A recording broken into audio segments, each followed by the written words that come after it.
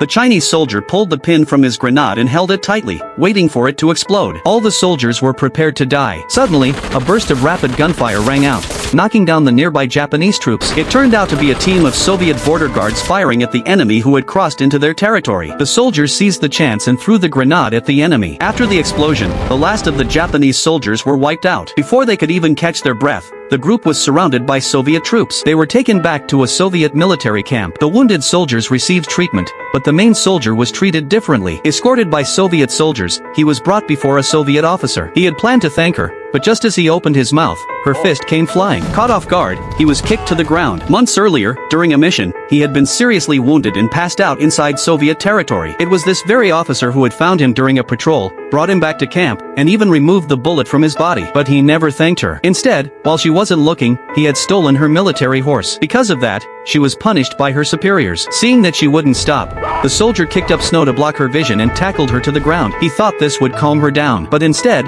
she pulled out her gun and pointed it at his head. The soldier was terrified. Luckily, her superior, Old Hua, arrived just in time to stop the fight. The soldier finally let out a sigh of relief. To confirm the identities of the captives, the Soviets began interrogations. The officer herself was in charge. She asked the soldier for his unit and his age. Not wanting to cause more trouble, he answered honestly, but she suddenly accused him of being a Japanese spy. She claimed his comrades had already confessed. The soldier lost control. He was furious at the false accusation. He said he would rather die on the battlefield than be insulted like this. His strong reaction told her all she needed to know. She was now certain that the 4 captives were anti-Japanese fighters. From that day on, the soldier was no longer singled out. Even so, he had no desire to stay there. What he missed most were the people and language of his own homeland. So, early one morning, the soldier quietly slipped out of the camp, hoping to return to his country. But he didn't know. Japanese soldiers had been watching him the whole time from their hidden post. Would the man be able to make it home safely?